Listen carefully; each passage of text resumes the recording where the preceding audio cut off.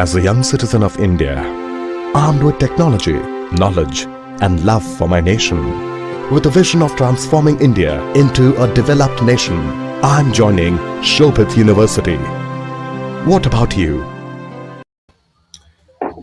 Very good morning to all the participants from India and abroad. Shobhit Institute of Engineering and Technology, Meerut, deemed to be university, and its centers of excellence, Center for Informatics Development Solutions and Applications, and Center for Industry 4.0 Technology Studies and Application, in association with African Asian Rural Development Organization, ARDO, New Delhi, organized this weekly international webinar series on open source digital technologies towards a self-reliant India. Today is 23rd October 2021.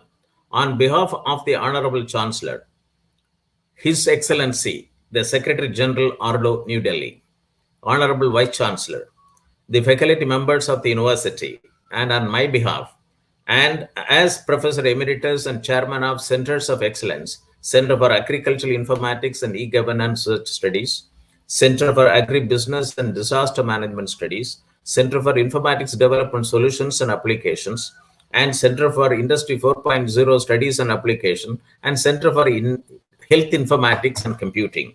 Let me welcome our guest speaker of today's webinar, Mr. Dabish Haroon. He is the director and founder, Tech Rover Didactic Private Limited, Delhi. Today's topic is Technological Renaissance and the Human Capital, a Perspective. Very important title, being addressed today, by a very eminent, young entrepreneur, Mr. Dabish Haroon. The keywords are technological renaissance, the human capital. I wish to inform the participants and the guest speaker that under this international webinar series, these two centers of excellence, Center for Informatics Development Solutions and Application and Center for Industry 4.0 Technology Studies and Application, have organized 49 lectures on the various topics as follows.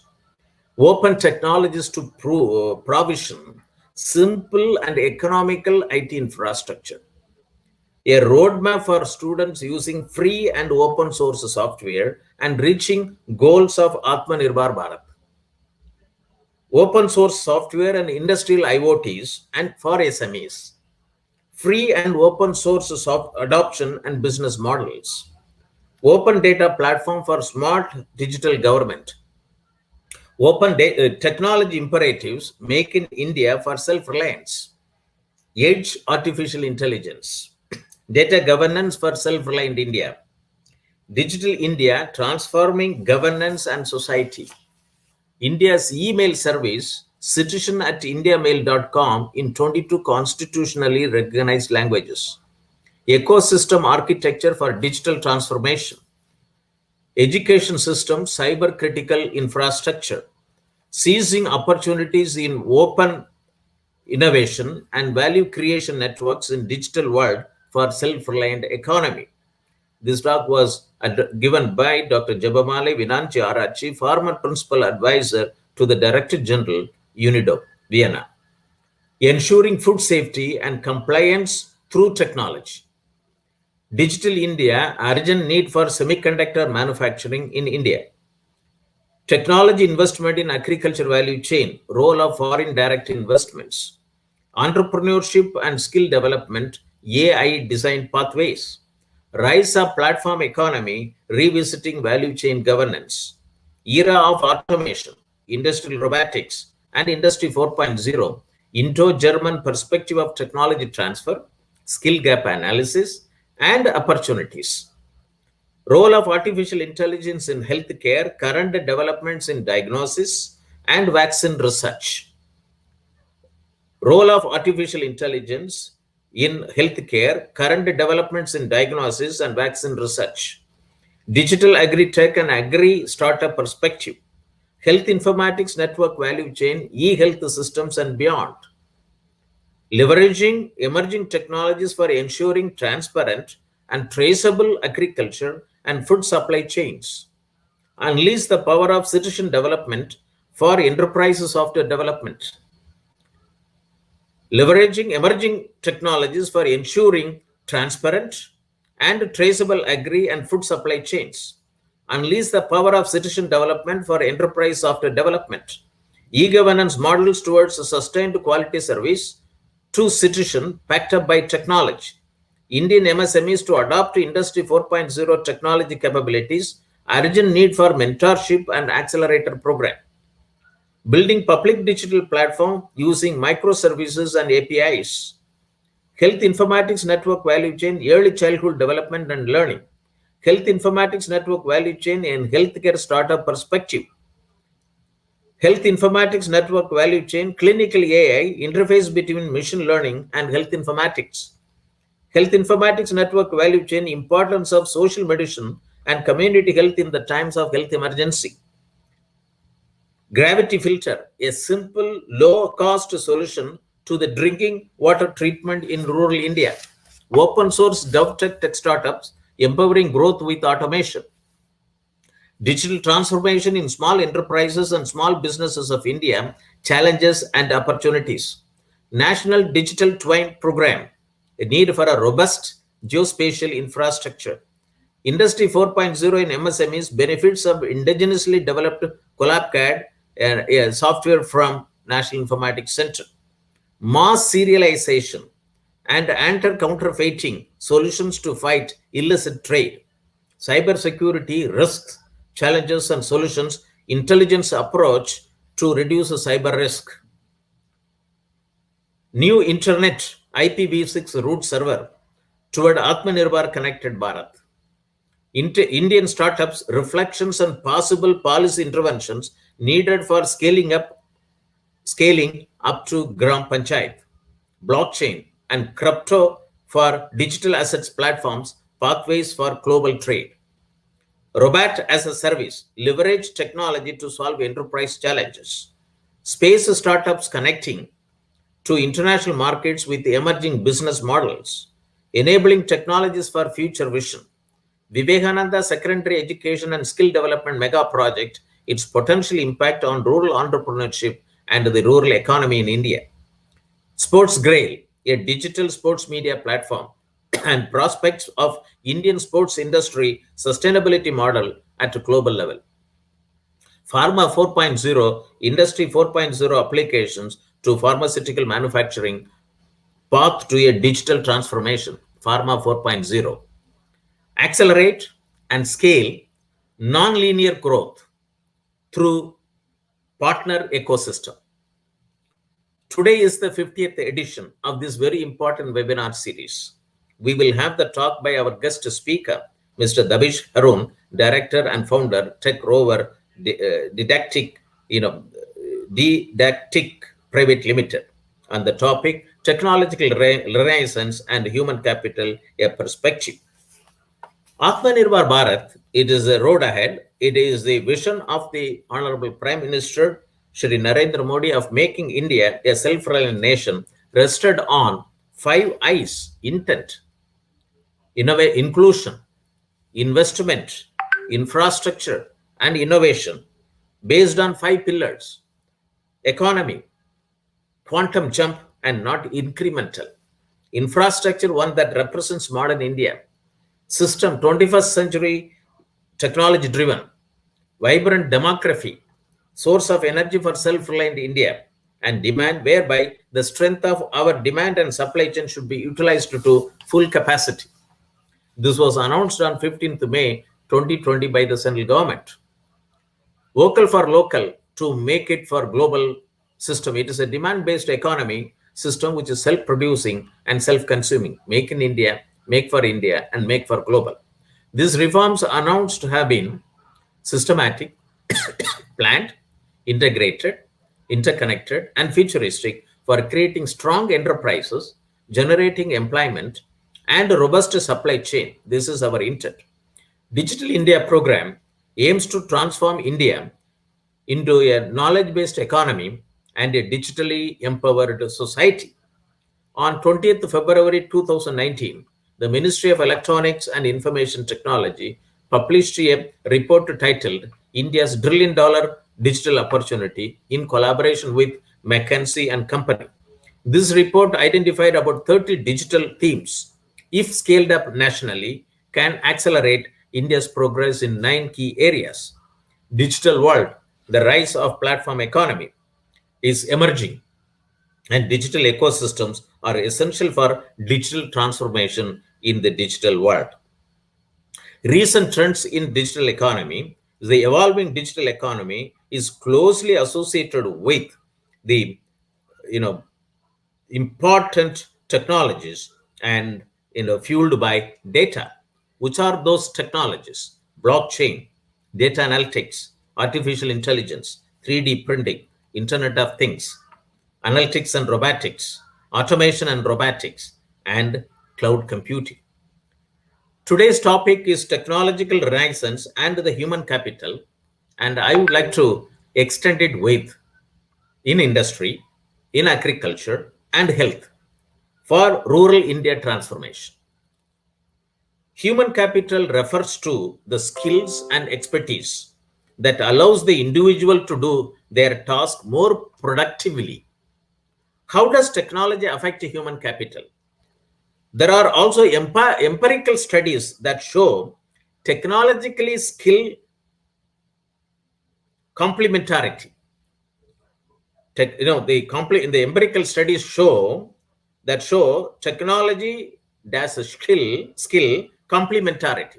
It means that each one reinforces the other. That is, technology progress changes the relative demand for skill toward skilled and educated workers, and hence increases investment for human capital. What is the difference between human capital and technology? Technological knowledge differs from human capital, while differs from the human capital in that technological knowledge is society's understanding of the best production methods, while human capital is the amount of understanding of these methods that has been transmitted to the labor force. Human capital can include qualities like education, technical or on-the-job training, health, mental and emotional well-being, punctuality, problem solving, people's management, and communication skills. As such, it is an intangible asset or quality that is not listed on a company's balance sheet. It is hidden. Human capital allows an economy to grow. When human capital increases in areas such as science, education, and management, it leads to increases in innovation and social well-being, especially well-being, equality, increased productivity, improved rates of participation, all of which contribute to economic growth. Let us see the frontier technologies in digital ecosystems in the planet. As specified by United Nations document, it talks about satellites, drones, and and sensors. Satellites, drones, and sensors, cloud and edge computing, artificial intelligence and machine learning, Internet of Things, platforms and social media, blockchain and distributed databases, open source software and commercial software, and mobile phones and applications, and augmented and virtual reality. But let us see that what the industry looks at, how industry looks at it. Digital transform technologies, authentication and intrusion detection, 3D printing, smart sensors, augmented reality in wearable devices, analysis of big data and advanced algorithm, user data collection, because data it's a monetization, and advanced human computer interaction, GPS, social media, IoT platforms, mobile phones, and cloud computing. There are about 10 emerging technologies making an impact as published in 2020. Which are they? Artificial intelligence, once again, 5G, IoT, serverless computing, biometrics, augmented reality, virtual reality, blockchain, robotics, natural language processing, and quantum computing. Industry 4.0 or the latest version of Industry 5.0. Smart factory or the factory of the future, industrial Internet of Things, and Industry 4.0. These are all the buzzwords that populate a new manufacturing world triggered by digitalization.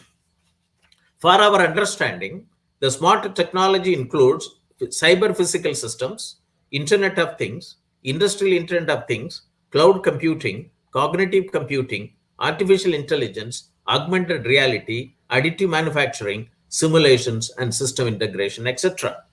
Success comes from as to how we understand Industry 4.0 design principles.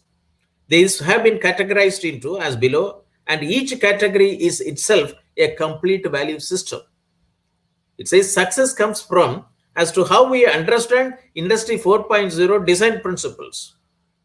The understanding has been categorized into 3 categories, and this itself is a complete value system. Interconnection, connectivity, information transparency, data collection, authentication, analysis, and make it available to the common public for decision making, data monetization. Robotic type technical assistance, freeing humans from doing unsafe and risky jobs, and decentralized decision. So each one is very rightly said it as published. I've taken it from published sources that each one is a complete value system. We need people to be trained. Recent Cisco report, which is published on 27th January 2021 in Economic Times. Small businesses are the bedrock of India's economy. Digitalization of small businesses could contribute $216 billion to the country's GDP. We got about 63 million small and marginal enterprises. You can also label it as a small marginal businesses. This can, if you digitalize them, it can contribute $216 billion additional income to the India's GDP. Our goal is to enable micro, small and medium enterprises in India to accelerate the digital transformation and pave India's way to a $5 trillion economy. Digital transformation, step towards vocal for local for making it global. And this is, in the same webinar series, I also hosted a talk by, Mr. R.K. Jayabalan. He is also chairperson of an small-scale industries association based at Madurai in Tamil Nadu. It was very eye-opening. This talk has come as a paper which has gone for publication in Ardo Journal. In this medium, MSMEs enterprises are considered as the backbone of our Indian economy. And with over 63 million business units, 3,500 urban clusters, and about 18,000 rural clusters, the sector contributes 29% of India's GDP and 40% of exports and employs over 110 million people. Well-functioning SMEs ecosystem enables a nation to enhance productivity and output across sectors, as well as accelerate the pace of exports. And it enables the development of business landscape across Tier 2, Tier 3 cities and beyond. Digitalization of MSME needed a framework.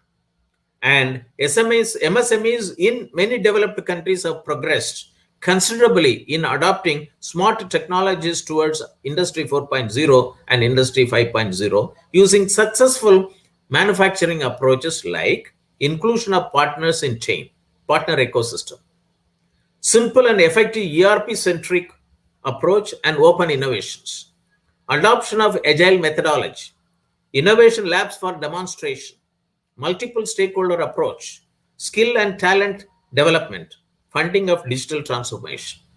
European Union has undertaken steps to make SME leaders as AI-enabled e-leaders.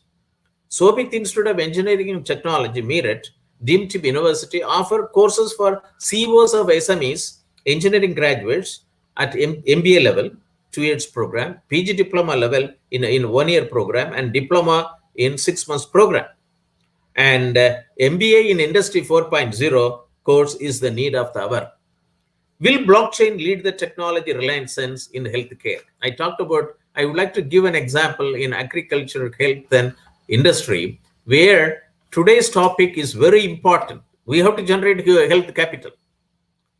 And technology reliance is taking place, but the human capital is not there. And it should not be like, we should not end up in using WhatsApp and email and talking and a video clipping. The technology renaissance has to impact agriculture sector, health sector, and small scale industries, is MSMEs, so that rural India is digitally transformed and GDP grows like anything. Health, I would like to quote it, that healthcare industry generates a lot of data owned by multiple stakeholders, making it prone to data breaches. For example, a patient's data is not fully owned by the patient. It's owned partially by the hospital or the center where the patient gets treated. So his data gets monetized and he doesn't get money out of it. Blockchain technology has started permitting industries, especially where voluminous data needs to be handled with accuracy and where the presence of error can cause serious issues. It is getting penetrating in various industries. Banking was the first industry in which blockchain really got its start. However, like banking, healthcare is another area where zero error accuracy is required. Currently, the healthcare industry is embedded with inefficiency and high administrative costs. Blockchain is on the verge of transforming this healthcare industry through its decentralized principles and transparency-based operations. Sensitive data being breached can lead to severe consequences for patients as well as healthcare providers. Lack of a secure infrastructure and the inability to completely own medical data can lead to some of the ethical concern and moral repercussions that must be addressed.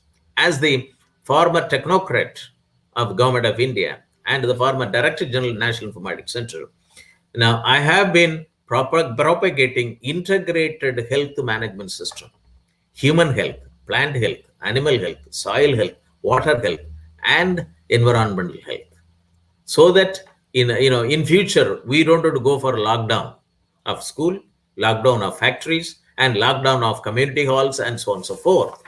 And that's why I have been promoting through the university, through the centers of health informatics and computing, and also I'm a principal advisor to an e-health systems technology, an NRI company, to bring in health informatics network value chain.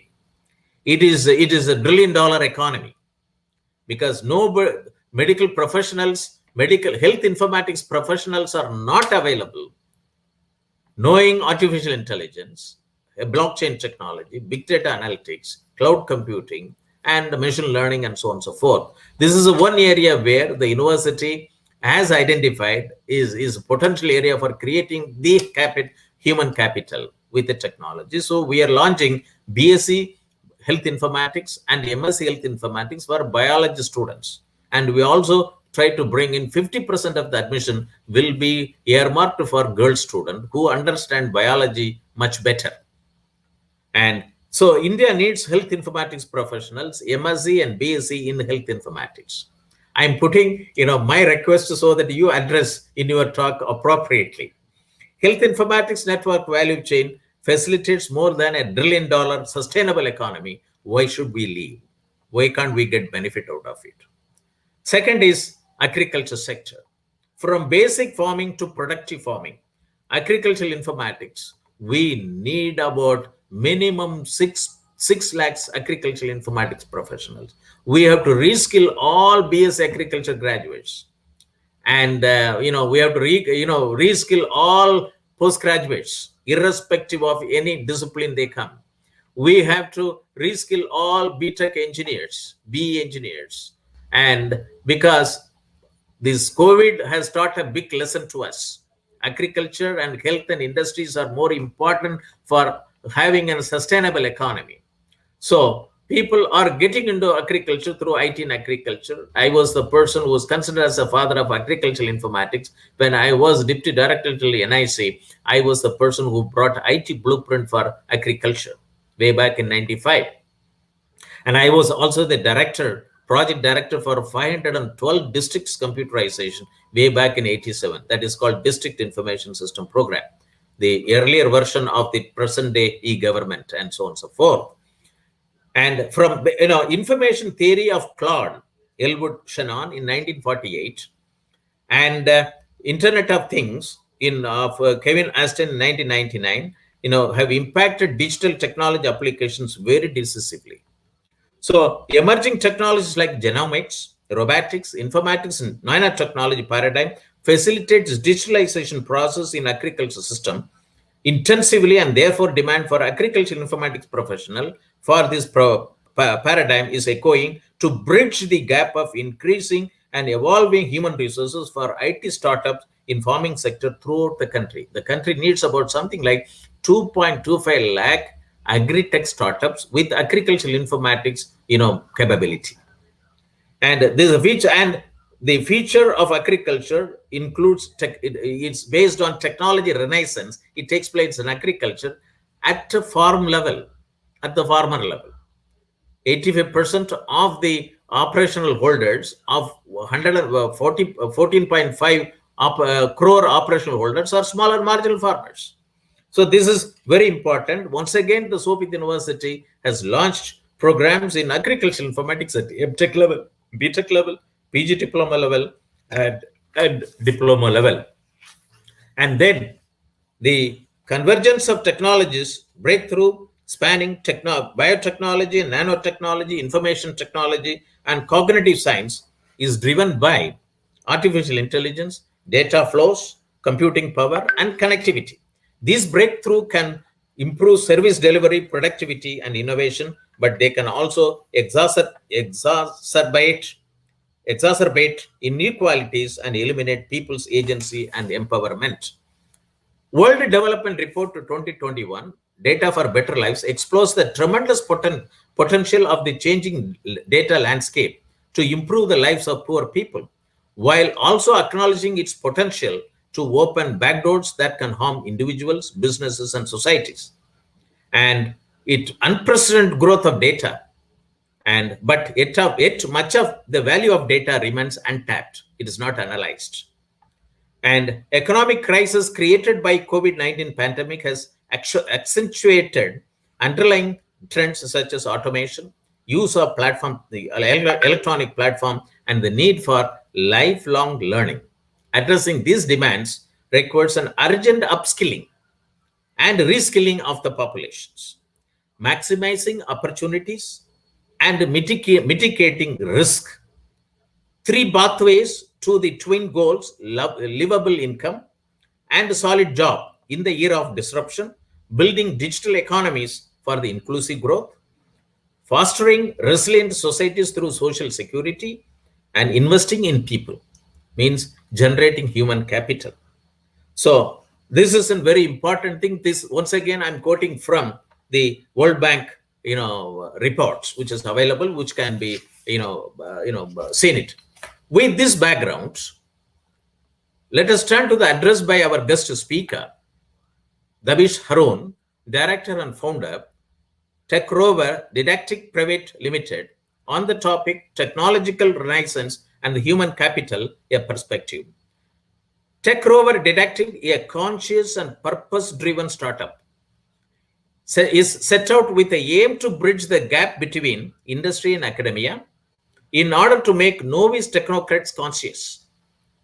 And this startup is also aspiring to build a consensus among technology providers, academia, industry, government, and the students through a co-creative and cooperative ecosystem. I'm very happy to note from your website this statement: cooperative and co-creative. And this topic will motivate and galvanize the participants watching our telecast through facebook.com, Shobhit University India, or youtube.com, shobhituniversity.in, Shobhit University in, or linkedin.com, company, Shobhit University, for motivating them to harness the power of transformers, technology, and capital to establish startups for generating required human capital for the country. Let me introduce our guest speaker to the audience. Mr. Davish Haroon is the director and founder, TechRover Didactic Private Limited, www.techrover.com, Delhi. Education in literal terms is an enlightening experience. This experience becomes worthwhile only if it inculcates curiosity. Self-motivated, passionately curious, enterprising professional with 10 years of work experience. Mr. Davish Haroon is a self-motivated, passionately curious, enterprising professional with 10 years of work experience.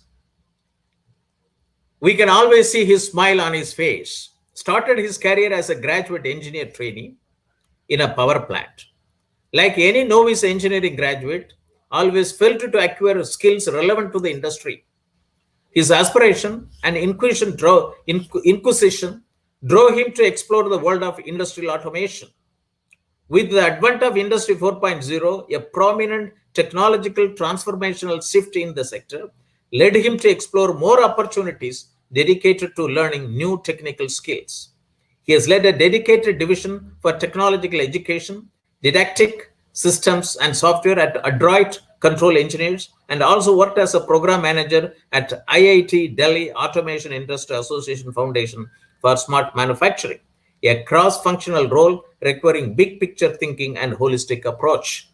His pursuit to learn new technologies, process improvement methodologies to solve specific value system stream problems has led him to yet another challenging role of founder and director at TechRover Didactic, which provides contemporary and industry relevant technical hands. Which provides contemporary and industry relevant technical hands-on learning systems for engineering colleges, universities, vocational training institutes pertaining to electrical, electronics, mechanical, and allied branches of engineering. Thank you very much, Mr. Davish Haroon, for participating in this today's program, and we welcome you and to the international webinar series on open source digital technologies for self-reliant India, Atmanirbhar Bharat, on the topic technological renaissance and the human capital, a perspective. Even though I have taken much time to introduce the webinar and the associated themes and today's topic to the participants so that they will be able to understand your address thoroughly. Over to you. Thank you. Thank you so much, Professor Moni, for this wonderful introduction. It's an honor to be here on this virtual podium. So let me share my screen before I speak on the topic.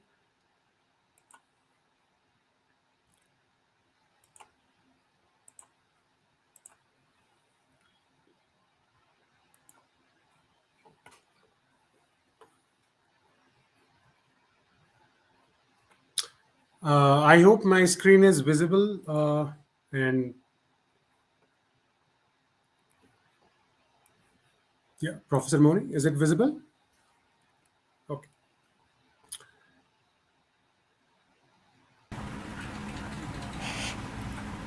Yeah. Sir, it is visible, but sir, do it on the full screen mode, sir. Yeah, sure. Fine, sir. Is it visible now? So again, sir, this is not in the full screen.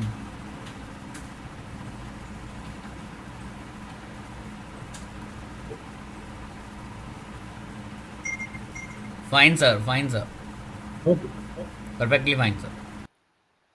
fine.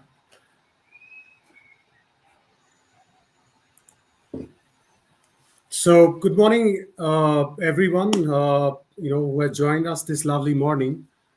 Uh, First of all, on behalf of Tech Rover Didactic, let me first congratulate and highly appreciate and thank Honorable Chairman Dr.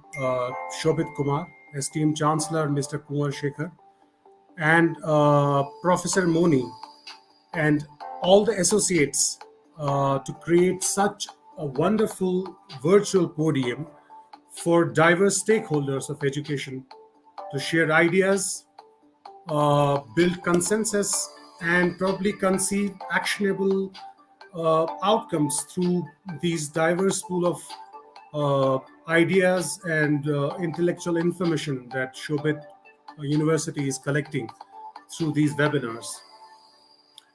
I would also like to thank and appreciate the live audience for taking out their valuable time from their usual schedule for this webinar.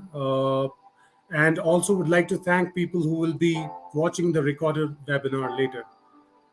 I would again thank you, Professor Moni, for considering us and inviting me to speak on one of the very relevant and I would say important subject that really matters in the current scenario.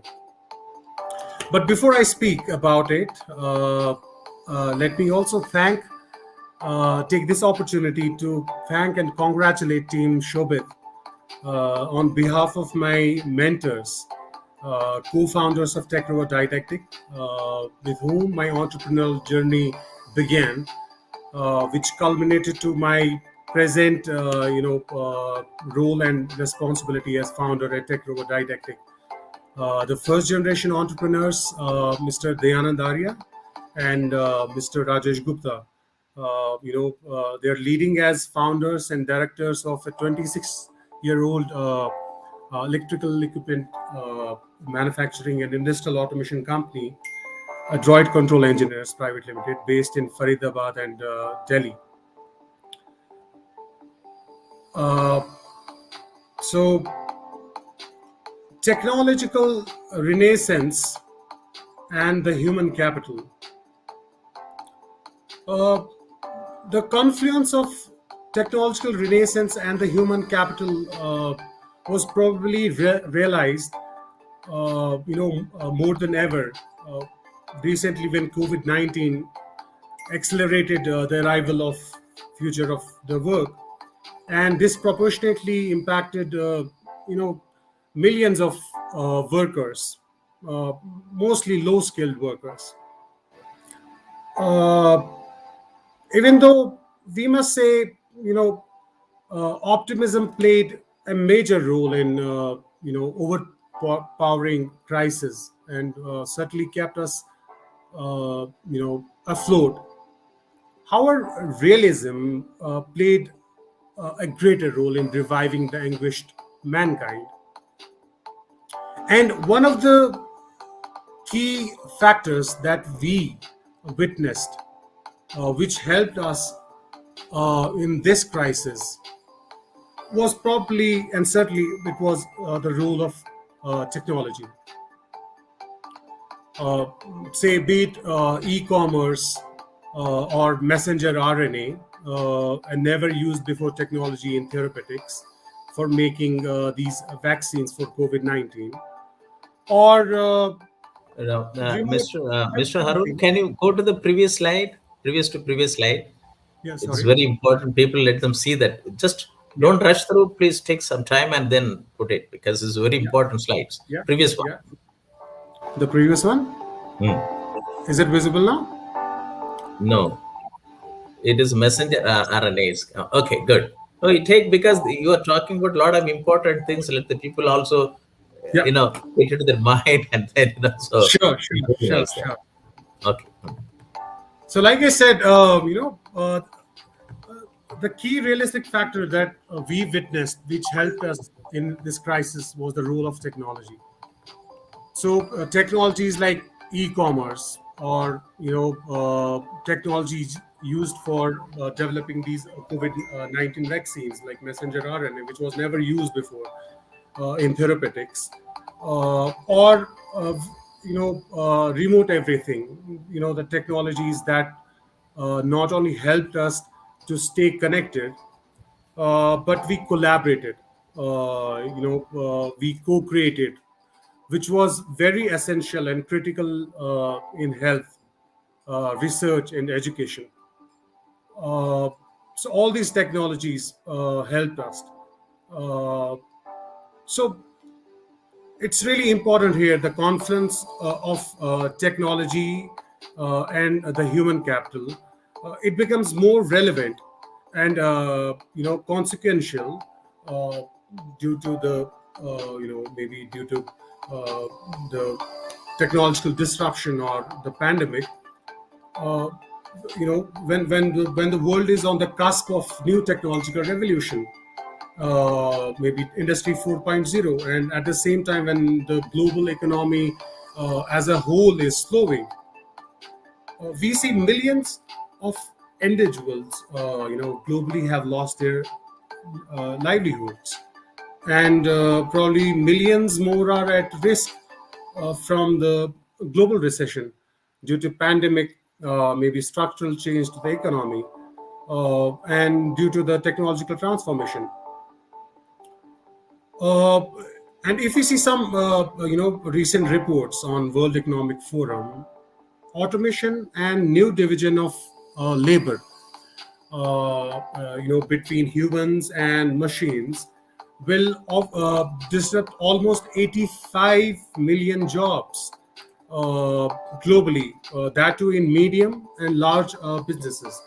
And like Professor Moni said, we have to be considerate about small industries and SMEs.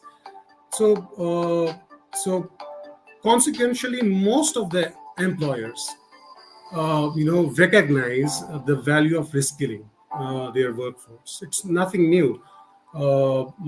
Everything what I am right now is just I'm reiterating something which we all understand. As per some surveys, an average 66% of employers surveyed accept, expect to see return on investment in upskilling. So, you know, there is certainly a new sense of urgency for reskilling revolution. We sometimes say, Industry 4.0. We talk about smart manufacturing. We talk about this technological revolution, but certainly there is also a parallel revolution, an urgency among us, which is reskilling revolution, right? So now, if we talk about technological renaissance, we must ask ourselves what drives technological renaissance, or you may call it maybe technological disruption. But there is an old adage, necessity is the mother of invention. And but then we also ask ourselves, what about technological innovation? When we see things changing, things transforming as maybe revolution, we understand that technological innovation is for to keep that invention relevant. But then we also ask ourselves, what's driving that need for innovation? Why do we need innovation? Why do we innovate every day? Why we try to transform everything? One of the reasons we could see is customers' requirement, be it people or an industry. They're changing perception. They need variety of products with wide range, maybe. They need good products, product quality, and that too with the consistency. Every time I buy a product, I would expect it to be of same quality, with same consistency. Probably, for innovative products, there is a high demand for products. So we need these at short cycles.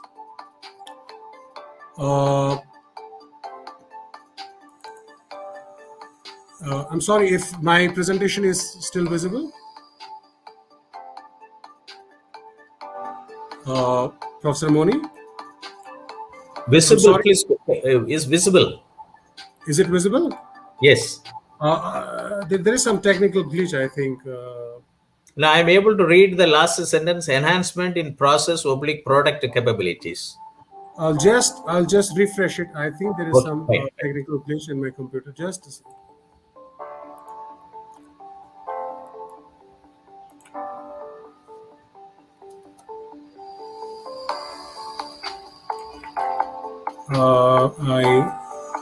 I'm afraid there is.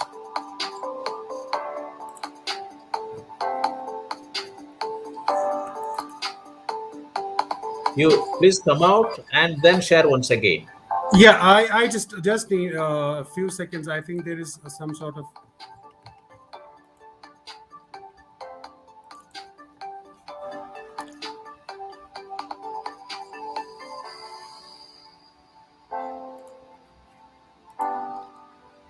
Mr. Manish, can you facilitate? I think it's okay now. So it Sorry is for this interruption. minimized, sir. Minimized, sir. Kindly. Okay. Is it okay? Let us come. So it's showing now, sir. Okay, fine. So, as I was saying, what's driving the need for innovation is, probably this is, about customer requirement, people or industry, changing perception. They need variety of products. They need good quality products with consistency. Probably they would need these products at at shorter time. So they would need short product cycles. They need to have, they need to have, and customers need products with enhanced capabilities, so and so forth. And what are the other, possible factors that could be the reason for this innovation, technological innovation?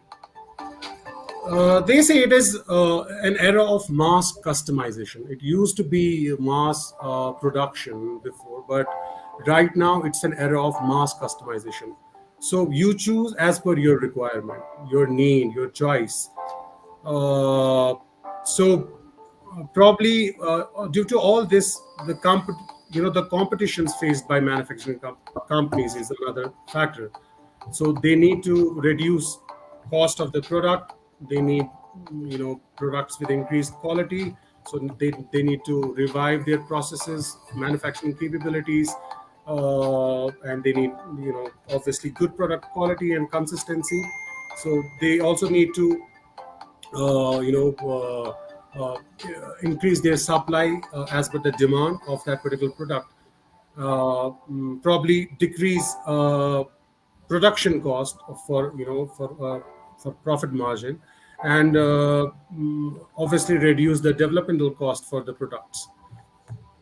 So these are some of the probable reasons for the innovation. But importantly, for any competitive company, delivering value to the customer remains a primary, goal. So these aspirations to create, and or add or deliver value, probably transforms associated methodologies, processes, practices, maybe standards, associated with these, to deliver this value, and obviously the associated technologies. Now, if we talk about technology, if we talk about what technology is, we understand technology can be, it can be defined is a sum of any techniques, skills, or maybe methods and processes used in production of goods or services, or in accomplishment of of objective. So so yeah. So probably I would say defining technology, as per my understanding, is sort of quite challenging. This is similar to a parable of blind men and the elephant. So the blind man and elephant is a story. It goes like a group of blind men who never come across an elephant, and who learn and imagine what elephant is like by touching it. So each blind man feels a different part of elephant's body, but only one part, such as maybe a side or maybe the tusk of the elephant. So they then describe the elephant based on their limited experience, and their descriptions of the elephant are different from each other. So to cut it short, the moral of the parable is that we humans have tendency to claim absolute truth based on their limited subjective experience, as they ignore maybe other people's limited subjective experiences, which may be equally true. uh, so this is analogous to, we could say, to technology. This is analogous to technology. Meaning of technology depends on the end user, their perception, how they use it or maybe implement it, or probably benefit out of it. But what is important, what we have to understand is, like Professor Moni also said, predominantly understanding of correct implementation of technology becomes significant in this transformational, technological transformational era. We might have technologies, we have artificial intelligence, we have blockchain technology, we have so many technologies in hand. But the important part is, do we have people who can implement these technologies? Do we have the workforce to implement these technologies? So it is important to assimilate, how we leverage a specific technology, and its implementation in specific, by determining its use case. So you browse any industry magazine, let's say, and count how many times we come across words like blockchain. We talk about augmented reality. We talk about virtual reality, artificial intelligence, Internet of Things, so and so forth. All these things, we come across about technologies. We read about technologies. One important thing, it makes it clear that technology and humans are becoming, entangled like never before, and our reliance on it seems to be only on the rise. But the positive part is to capture these opportunities, created by these technologies. Many companies across the private sector, have embarked on a reorientation of their strategic direction. That is the positive part about it. So let's suppose if we, read about some reports, for example, the Future of Jobs report, which was published in October 2020, which is a recent one. Almost 90% of the companies surveyed may provide more opportunities to work remotely. So today I'm, working remotely, and we are collaborating. We are co-creating something. I'm sitting at my home right now, and I'm using the power of internet, and we are, sharing these ideas. There are people, audience, who are, across the country might be watching. So we never thought this would be possible, but people have realized, companies have realized.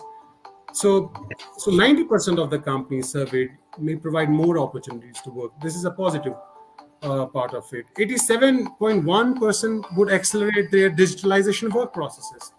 That is really important in this era, and a very positive sign. 51.6% may accelerate the digitalization of upskilling and reskilling, owing to the fact they would need a workforce that would, they would need to understand these technologies, and they have realized the companies would need to upskill their workforce. So 51.6% would accelerate the digitalization of upskilling and reskilling, and 48.4% may accelerate the implementation of upskilling and reskilling programs. So full-fledged programs would be dedicated for their workforce to understand new technologies, to be more efficient, in their work.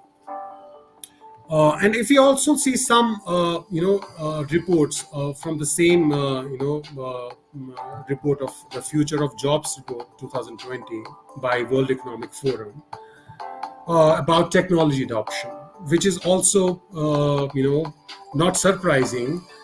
98% of the companies surveyed would adopt cloud computing.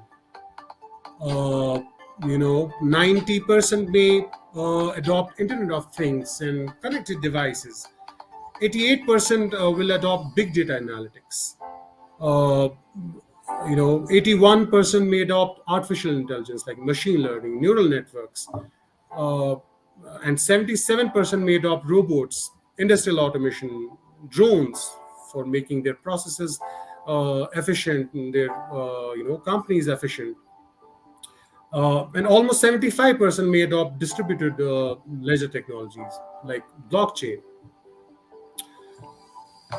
But here I want to emphasize, we need to be considerate about one very important thing, a very essential thing.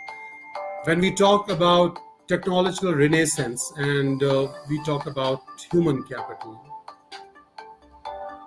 when we speak about technology and its implementation, certainly we speak about humans and the human capital. They say human ingenuity is at the root of all the shared prosperity. And if you see the word engineer, it has its roots in the Latin word engineator. Pardon my pronunciation, I don't know Latin, but an engineer in the classical world was someone who combined ingenium, meaning genius, cleverness, inspired thought, and engineer, meaning creation, generation, establishing, craftsmanship. So if you see, engineers in the classical sense were literally people who would bridge the world of inspired thought to build and establish marvelous things in the world. I think right now I can comprehend what this classical sense of engineers would mean. Right now I'm sitting at my home and I'm talking to an audience who are very far away from me. We're still, creating a world inspired by, thoughts, and probably we would have some, outcome from all these inspired thoughts.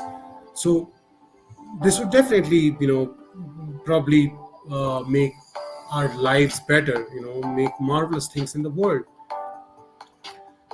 So technology would be irrelevant if technology is not applied by us, humans, as engineers, as technocrats, or maybe some other professionals. So it's important, it would be irrelevant to use technology inefficiently.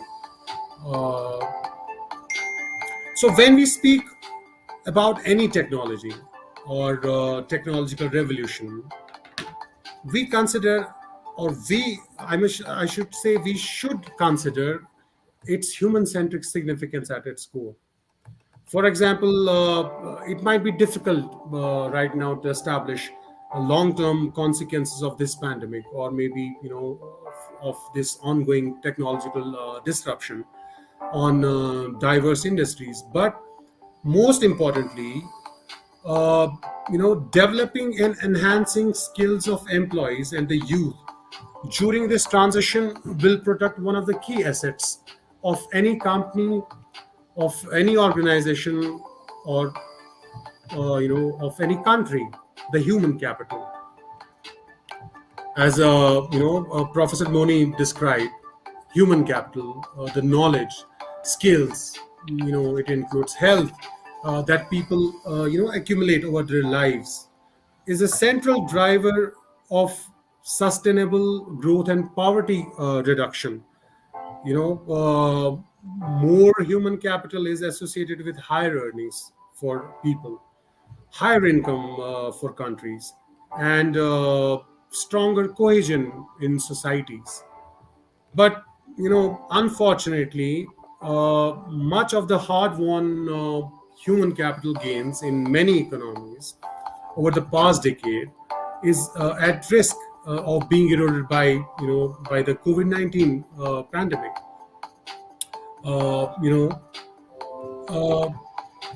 And they say, what cannot be measured cannot be improved. Measurement of human capital now has become more important than ever. So how do we measure? So we need to measure, this human capital.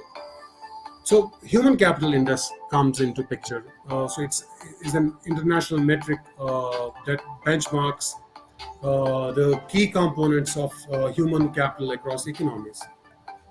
So human capital was launched in 2018 as a part of Human Capital Project, a global effort to accelerate, progress towards a world where all children can achieve their full potential. Measuring the human capital that a child born today can expect to attain by her 18th birthday.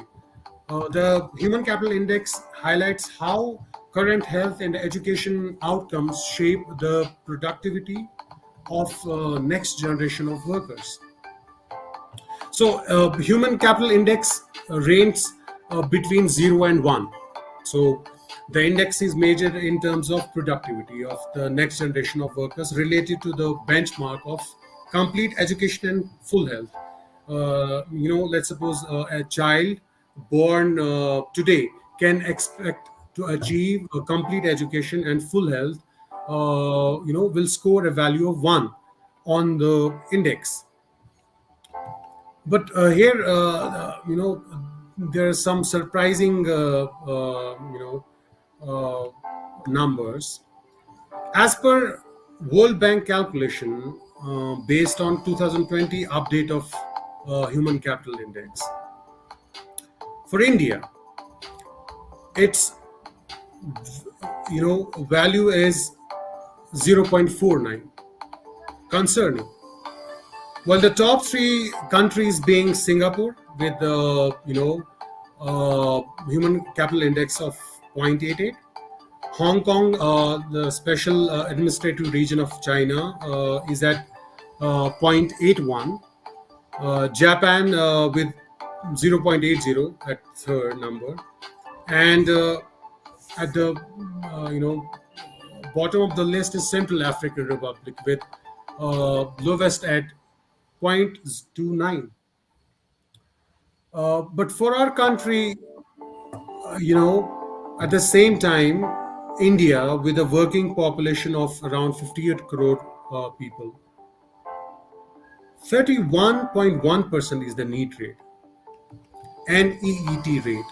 NEET rate basically conveys share of youth not in education, employment, or training.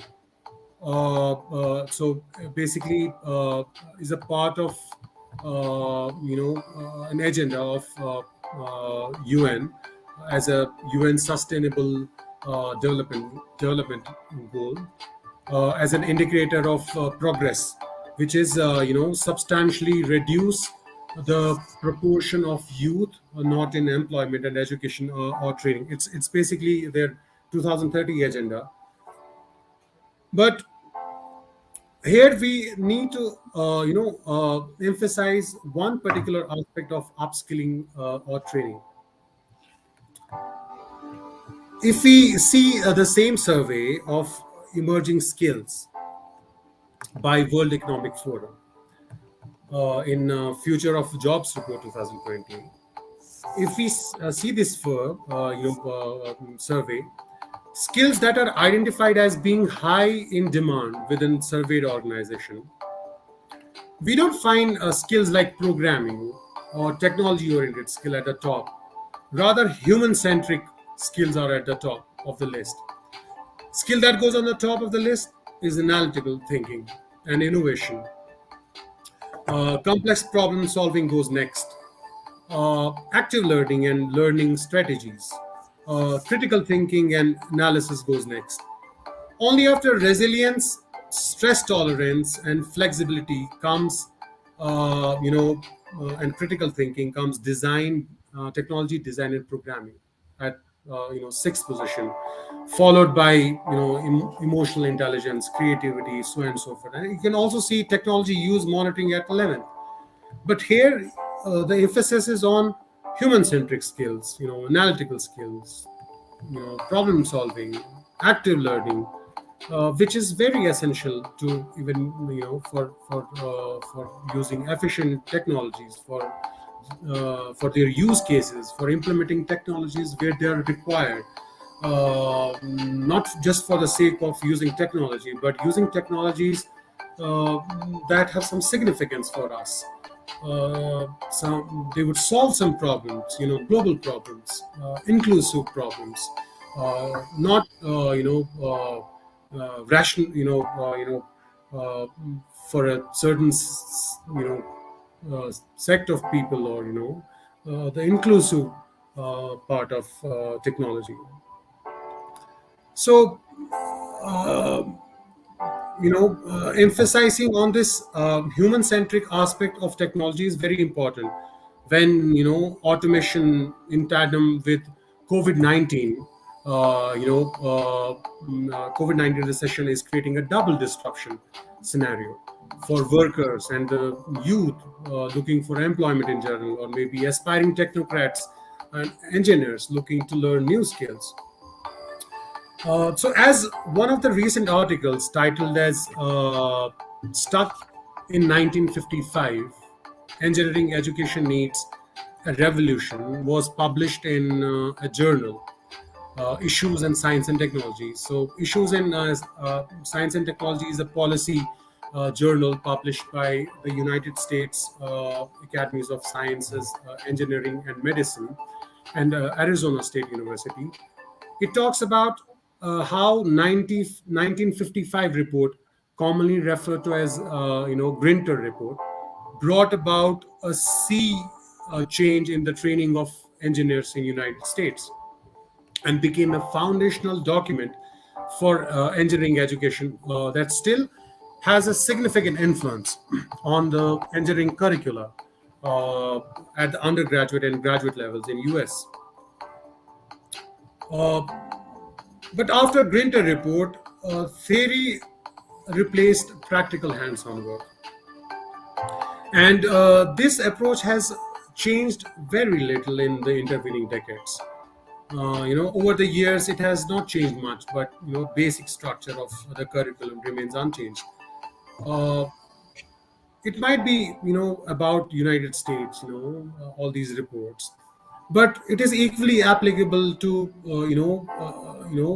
engineering curricula of India, which has not changed much, even though National Education Policy 2020 brought new changes in school education, in higher education, bringing holistic approach, multidisciplinary courses.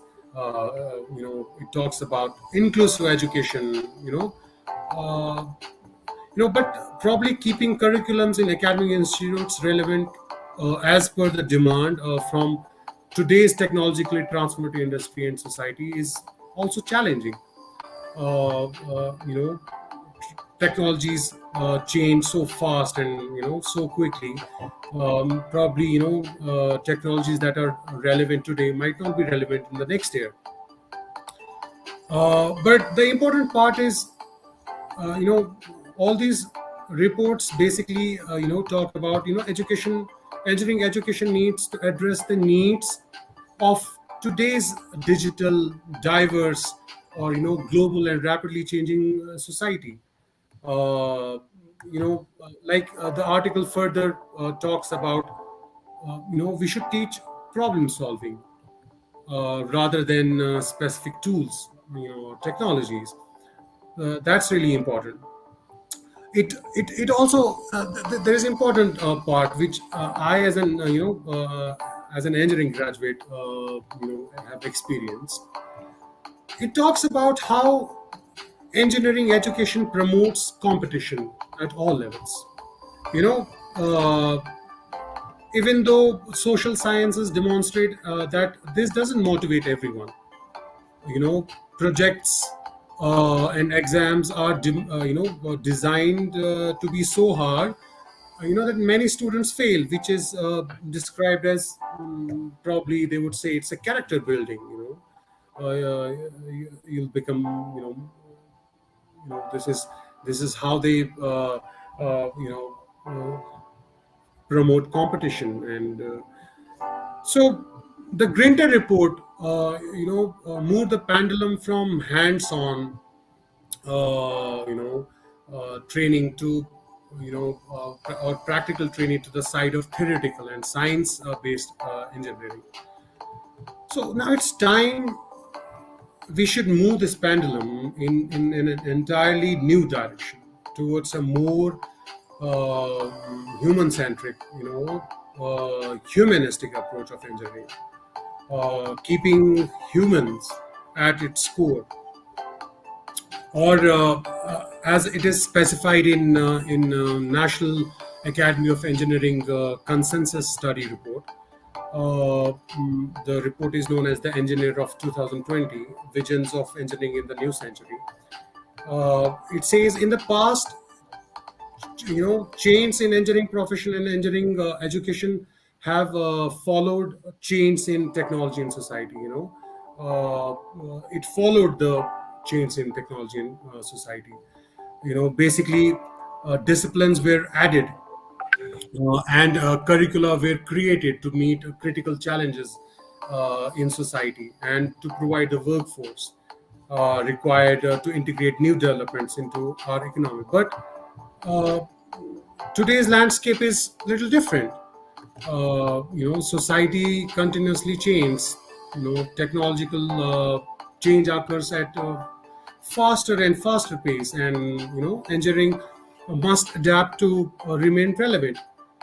Or should the engineering profession anticipate needs in advance and prepare for a future where it will provide more benefit to humankind? Probably we understood it in this pandemic that we should have been prepared before this pandemic, probably to benefit the humankind. I think certainly yes.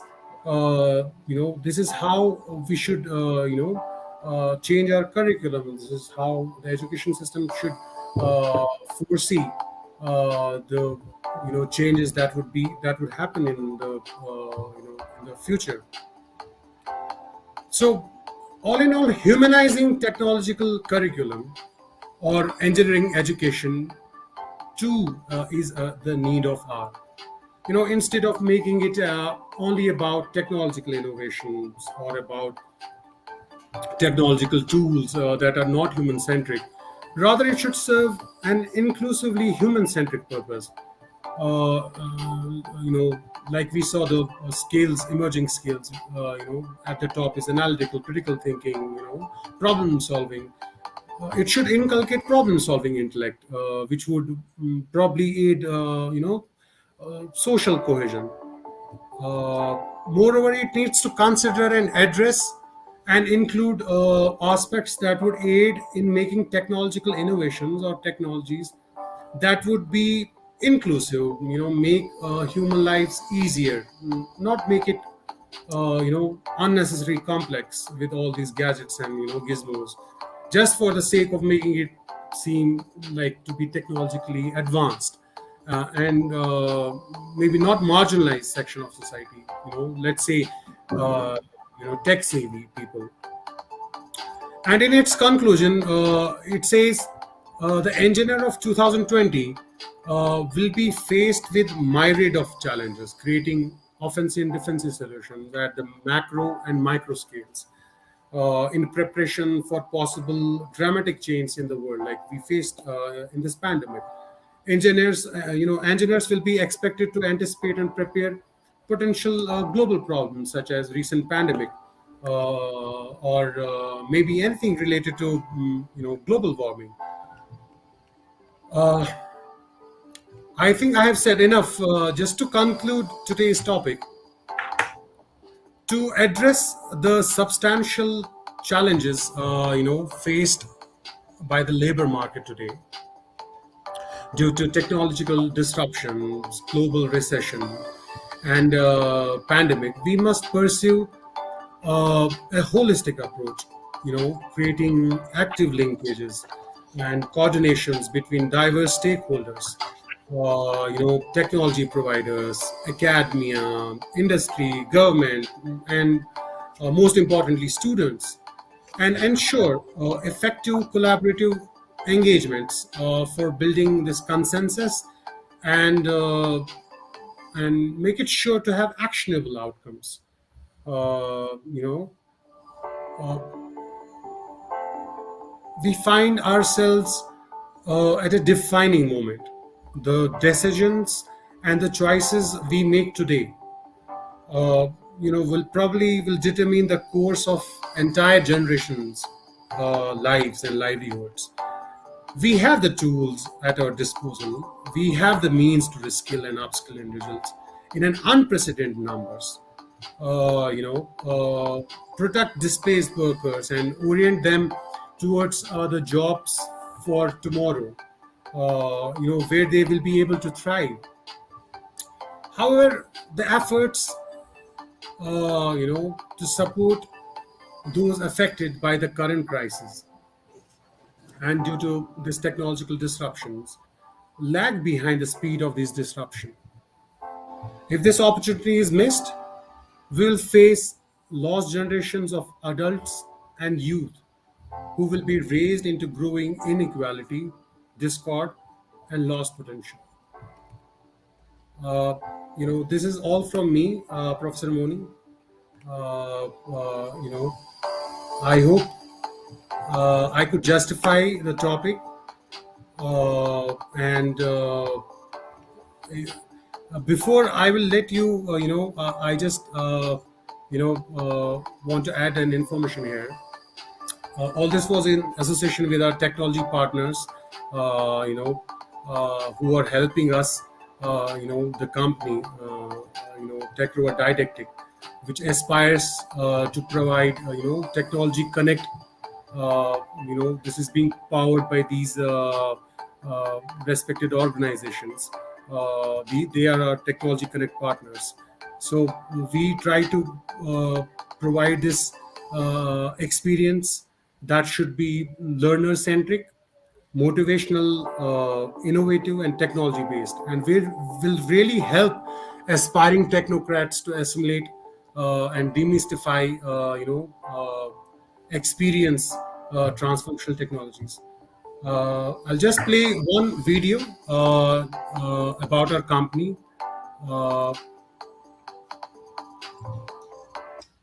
If I Yeah, before that, Yeah. you can, the one slide before the last one that is Yeah. giving a important message to the audience. Can you Right. go back to the last but one slide? This one, yes. Yeah. Just 1 minute. It is Yeah. a very important thing that, this is, next one.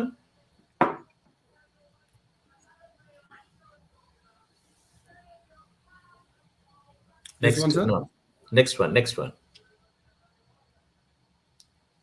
Yeah, this is, next.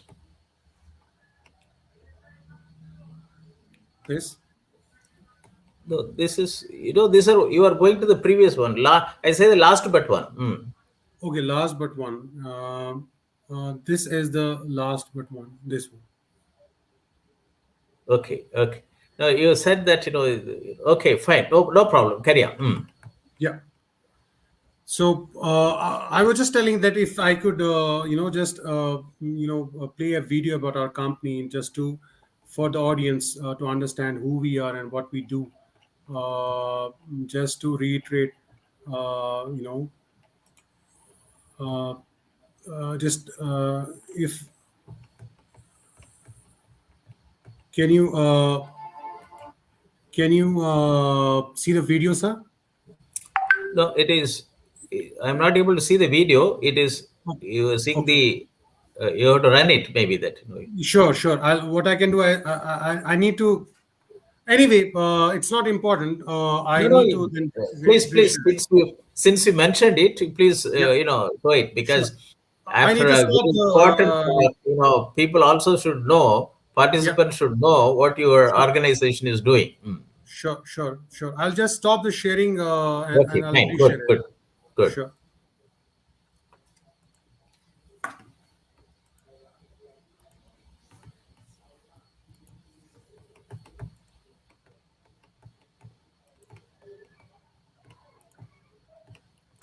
If my screen is now visible, sir. Just 1 minute. Yes, sir, it is visible, sir. Yes. I don't know if you could hear the. Didactic, explore technology.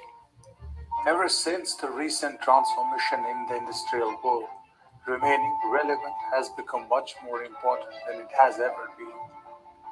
You can Aspiring technocrats need aptitude hide it. to set out smoothly and consciously, keeping curriculums in the academic institutes relevant as per the demand from today's technologically transformative industry is challenging. For any competitive company, delivering value to the customer remains a primary goal. Value that can be a better product or service, or process of delivering either of the two. Aspirations to deliver value transforms associated technologies, methodologies, processes, practices, and standards in industries. And all these rapid and innovative disruptions create learning lag. Tackling this learning lag needs a unique and diverse proposition, a holistic approach. Tech over didactic, explore technology. It all started with Campus Connect program, a collaborative effort of Automation Industry Association members, AIA, an apex body of industrial automation companies, created competency development centers, incubated in chosen engineering colleges. Continuing this pursuit, a prime collaborator of Campus Connect and the member of AIA, Detroit Control Engineers, a well-known control equipment manufacturer, encouraged a passionate team, didactic systems and software to promote app technological training equipment and intuitive interoperable training tools. Curiosity and passion of Team Detroit culminated to a new collaborative effort and a co-creation. Tech over didactic, explore technology. Tech over didactic, a blended name inspired by the philosophy of learning and exploration, driven by curiosity. A conscious and purpose-driven startup set out with the aim to bridge the gap between industry and academia in order to make novice technocrats conscious. we connect dots, aspire to build a consensus between academia, technology providers, industry, government, and the students to nurture co-creative and collaborative ecosystem, which would encourage self-reliance among novice technocrats through sustained engagements between diverse stakeholders. Technology Connect, Academia Connect, Industry Connect, Government Connect, Student Connect, and promote transformational technological equipment, share knowledge of transformational technology, provide industrial expertise and consultants, create awareness of pioneering government initiatives for competency development, connect students to diverse learning opportunities, and more. Tech over didactic.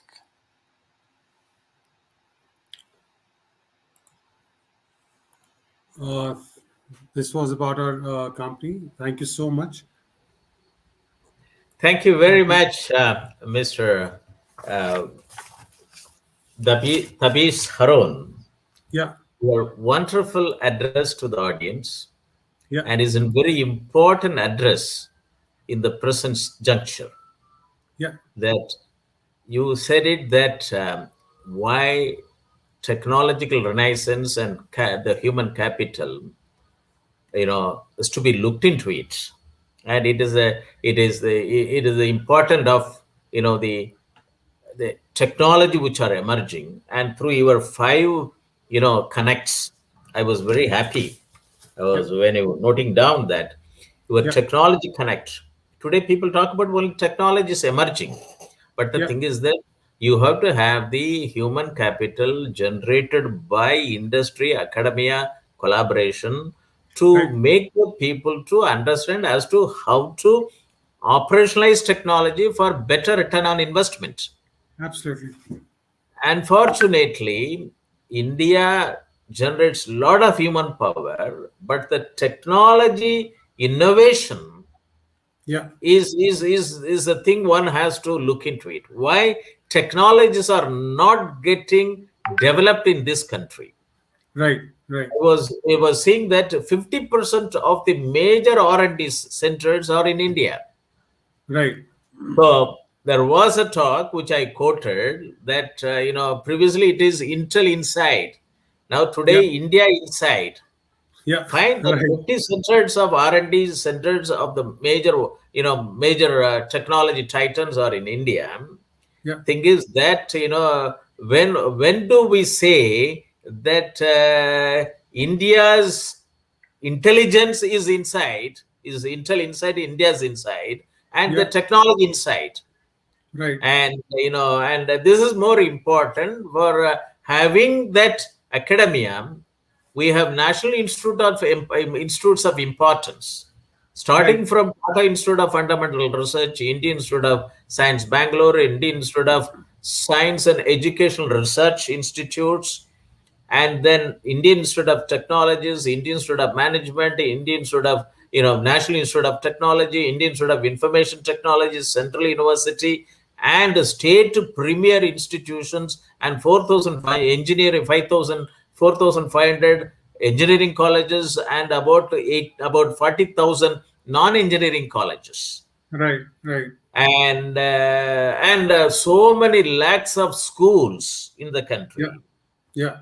And you have given two important reports, which I was noting down. One is that the Grinter report of 1955. Right. And how they have replaced over a period, theory has been replaced by practical hands-on. Mm-hmm. And then the thing is that the job report 2020 of World Economic Forum, it is an eye-opener. And a Wall Street Journal writes out in a first page that the problem in India is plenty. 75% of the graduates are not eligible for job. It is not even jobless. They say that it is 75% of the graduates are not employable. Employability, yeah. And then above that, NASCOM report says, which was 10 years back, only 25% of the engineering graduates only can be employable. Yeah. The thing is that one talks about 70% of the graduates are not employable. And then rather than NASCOM says that, why is it so? How we have to overcome? They say that corroborating that view, 25% of the people, engineering graduates, are not employable, only can be employable. Right. You see the investment which the parents invest on engineering education. Yeah. And engineering education, and then how people were, over a period, they are not becoming assets but becoming liabilities. Right. So in that aspect, and more than that, today's topic, your talk, is an eye opener. It should be, it is an eye opener, and it should be an eye opener, if not for industries, but it is relevant for academic institutions. Right. Right. And this is very important. So bringing dollar from abroad is one aspect, but generating technology from India can bring more dollars than the human manpower who can bring from abroad. Right. And you also said it very clearly that you need, apart from all technological understanding, you have to have an investment in human capital on 15 emerging skills. Even though there is a Ministry of Skill and Entrepreneurship Development, Skill Development and Entrepreneurship. Yeah. I think this time has come that every academic institution, irrespective of whether engineering or non-engineering, Right. and also that all secondary education schools, have to concentrate on the 15 emerging skills to be imbibed in the emerging students, the future citizens of this country. Human-centric approach.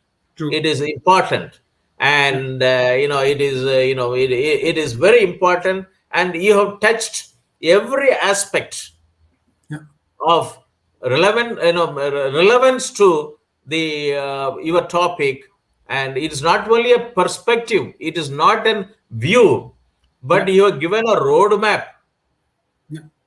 It is not only your view, it is not only that it is status report, but you have given that either you do it, otherwise you face the consequences. You will have the last generation. When I was reading your synopsis, I was there whether you made a spelling mistake, whether instead of putting LAST, you put LOST. Then I thought that yes, after you are also putting it that lost potential. So I think that you consciously put LOST, not LAST. And this is a very important thing that which today you talked about it. And we are very happy to have I am very happy, and the university is very happy, and the African Asian Rural Development organization is very happy to host this very important topic. For the benefits of the audience, let me summarize your talk. That that you have actually explored the technologies and how it can disrupt jobs, and how we have to get advantage from this disrupting technology by skilling and reskilling people. And you also said it that it's also put it that engineering discipline generates competition. Right. But Yes, it is good, but the competition can be achieved only through practical hands-on experience. I would like to quote in a very important discussion. 1987, when the former Prime Minister of India, Dr. Manmohan Singh, was the Deputy Chairman Planning Commission. Okay. And that time, we were all part of, the Planning Commission, National Informatics Center. We were transferred from Department of Electronics to Planning Commission to have information technology, to promote information technology up to the district level. Right. And there was a meeting chaired by Dr. Manmohan Singh as the Deputy Chairman Planning Commission. They called the directors of 5 IITs. And that time it was Mumbai and Chennai, Kharagpur, Kanpur, and Delhi. Now every state has got one IIT. So what is needed for next 50 years? Advanced research by these 5 IITs. There is a one-day deliberation. And then at the end, after inaugural one, and Dr. Raja Challaya, as a member of the Planning Commission, was chairing the meeting. And the evening, as a summarization, a startling revelation given by the director of IIT Mumbai. I would like to quote that in what way IITs are different from other engineering colleges. So it is Indian Institute of Technologies. How many technologies have been generated and which has facilitated Indian economy? And we also conduct a 4 years program, and then we give certificates. That's it. We are not in a position to, the students were not in a position to soil their hands. Even at the BTech level, they are not in a position to have patents developed from IITs. So it is a thing that when a rain stops, even the kids from the houses, they used to come out and they used to mold huts with the wet sand over their feet, depending upon their imagination. And then other kids will come and jump over it and destroy it. And that type of the instinct has to be developed, killer instinct, for the kids to generate. They have to soil their hands. And today's technology, day before yesterday, I was participating in a webinar series. One founder of a kids entrepreneur, a startup from Singapore, was like that. Their motive is to go and find out the innovative spirit of young kids and motivate in their own area how they can be made entrepreneurs from the kids level onwards. So it is in that way that investment in human, investment in human to generate human capital is the need of the hour. It is very important. And you said it about 15 technologies, 15 emerging skills. I would like to request you that this is the Shobhit Institute of Engineering and Technology is the only university located in Meerut, is focused on technology-based development and these human resources development in the areas of agriculture, health, and industries. Set up 5 centers of excellence. And the Center for Agricultural Informatics, Human Research Studies, and Center for Agribusiness and Disaster Management Studies, Center for Informatics Development Solutions and Application, Center for Industry 4.0 Technology Studies and Application, and Center for Health Informatics and Computing. They're all for skill and reskilling and technology applications and train the, generating human capital. My request to you is that why don't you join with the university to generate certification program in the 15 areas where you mentioned the emerging skills to be inculcated, imbibed in students, in engineering graduates who are inside the campus and outside the campus. For all the youths who would like to become an entrepreneur, would like to develop startups. So we have to generate human capital, invest in human capital. What is your view on this? That why don't we join together and develop a certification program and or a diploma program, because 15 areas of emerging skill, and your startup is doing wonderful and it is need of the hour, and both of us have to join together and to bring in from the grassroots level in the rural India, that why can't we create that human capital and bring in technology renaissance in them? What is your takeaway?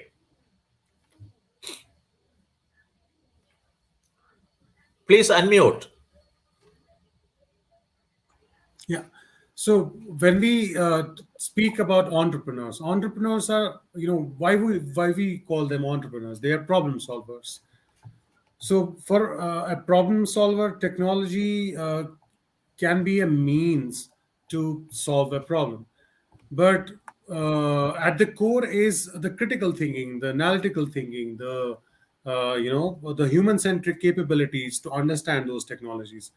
As far as our technology connect partners are, concerned, all these are, designed some marvelous technological learning systems that help to inculcate, these technologies in a pedagogical way, to have short learning, curves. Uh, so what I see is we don't only need to have center of excellences for specific technologies, but we need to imbibe problem solving capabilities also. Our startup is we as a startup are connecting dots. I would say, we just connect dots. We understand there are many companies, there are many capable people all over the globe, doing fantastic jobs. They have all the capabilities, but obviously we need to bring them and on a platform, on a same platform, and leverage those technologies and their thought processes and their technologies and their way of teaching, or training people. That is the need of an hour. So we don't rely only on a technology. Obviously, we also look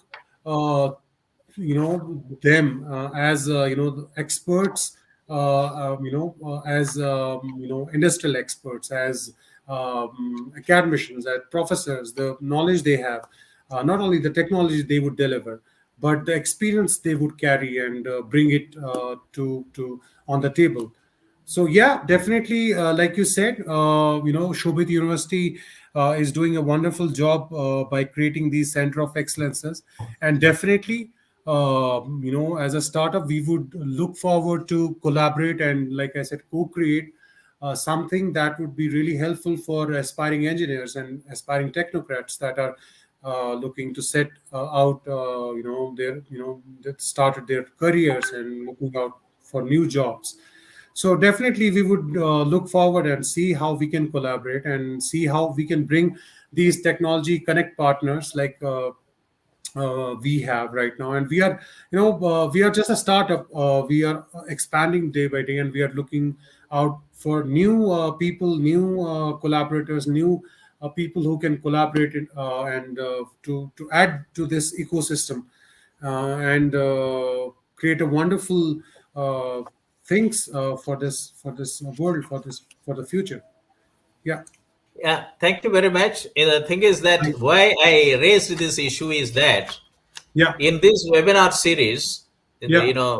50. Today is the 50th edition, And I'm fortunate and one. Yeah. and then it is a very important topic. And other webinar series, which is on doubling farmers' income by 2022, that is on Yeah. every Thursday at 11 o'clock.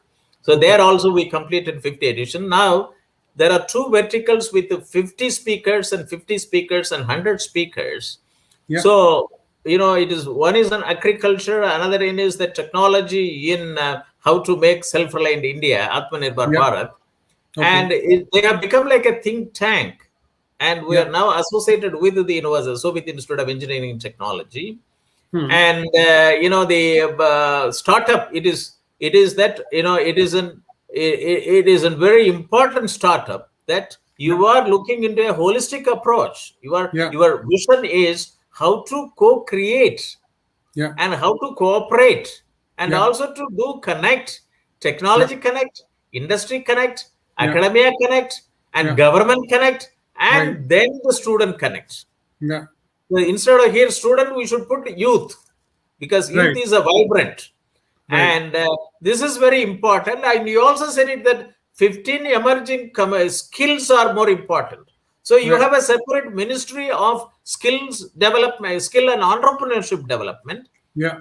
And and then there is in NCT of Delhi, they have even established a university for skill and entrepreneurship development. But Yeah. the thing is that like you startup, you have put it, and Yeah. then you have shown that is much beyond an university can visualize. Yeah. See, you as a startup, you are now is not only you are putting the dots, you are not only 5 dots, there are each dot is a value system. Right. And I also would like to quote, that's why during my inaugural address, I said it that, one of the talk which is given by Dr. Jababale Vinanchi Arachi, he was a former principal advisor to the Director General UNIDO. He said that seizing the opportunities, Mm-hmm. in open innovation, Yeah. for open innovation Right. and value creation network Yeah. in digitalized world, Mm-hmm. for self-reliant, economy. So seizing opportunities for open innovation is more Yeah. important. Yeah. And this is where the skills, the 15 areas where you put it, you may understand technology, you may do a lot of technological applications and so on and so forth. Yeah. But in order to bring in your potential energy to a kinetic energy, Yeah. or the latent heat of energy, Hmm. it is very important to train the people, this in 15 emerging skills, which is essential.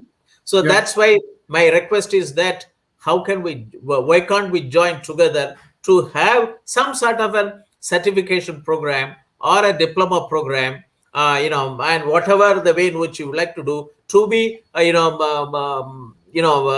conducted through, or provided through, or offered through these two centers of excellence.